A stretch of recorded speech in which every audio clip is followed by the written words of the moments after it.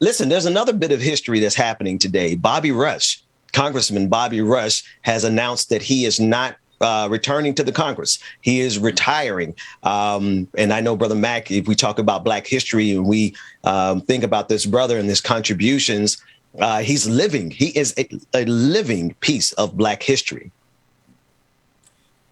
You know, I haven't studied Brother Rush much of his history and lineage, but certainly his name evokes a feeling of pride.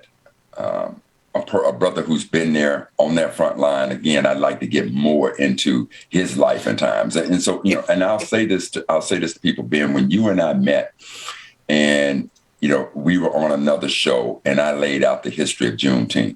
And it was in opposition to everything that everybody knew. And one of the things that humbled me and drew me to you is you said, damn, that brother just dropped knowledge that I had no idea about. And most of us cannot admit that.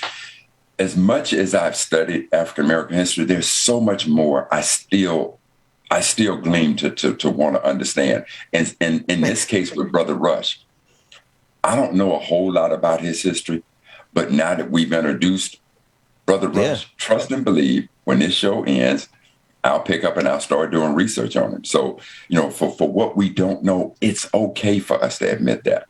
But I appreciate in this platform, Ben, that we have a chance to talk about sisters like Grace Bumpry or Janae Bridges, and now we get to introduce Bobby Rush. Because I'll tell you this, I remember meeting John Lewis when he was alive in Seattle. Yeah.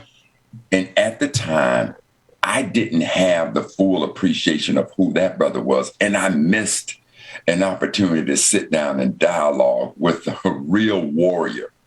I really missed that opportunity, but that's what happens when we don't know that history. So in the case of Brother Rush, for as little as I know about him, I want to thank you for introducing him to me today again. Yes, sir.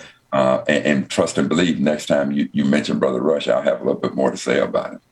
You know, that's the professor side of you speaking to the professor side of me, because if a student came to me and said, I really don't know the answer to this question, that's the kind of answer I would want them to write. Like, just write that thing out and let me know. And to be honest with you, I don't know as much about Bobby Rush as I should know. I do know, of course, the congressman from Illinois, and I have a clip of him from a floor speech where he is wearing a hoodie in honor of Trayvon Martin. And so the gap of knowledge that any of us have, I think this clip will help us fill in the gap in terms of the lion that is retiring, that is Bobby Rush. Let's take a look at him.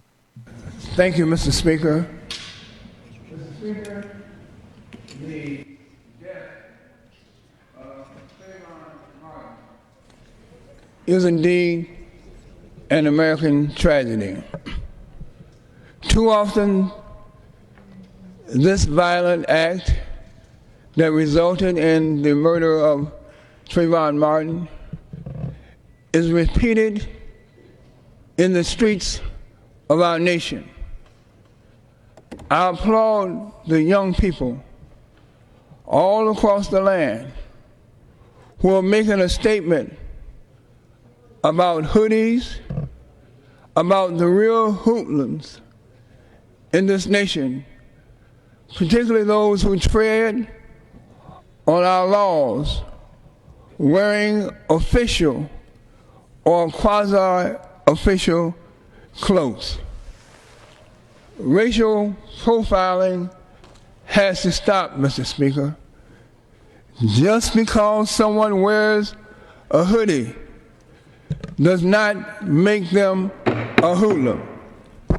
The Bible teaches us, Mr. Speaker, in the book of Micah 6:6-8, the member will suspend. These words. The member will. These words. He has shown you, O man. The member will suspend. Good, the chair must remind members what does the Lord require of you, but to do justly, and to love mercy, and to walk humbly with your God. And in the New Testament, Luke 4:18-20 teaches us these words. The Spirit of the Lord is upon me because He has anointed me to proclaim the good news to the poor. He has sent me to proclaim freedom for the prisoners and the recovery of sight to the blind, to set the oppressed free. I urge all who hear these words to heed these lessons. May God bless Trayvon Martin's soul, his family. The member is no longer recognized.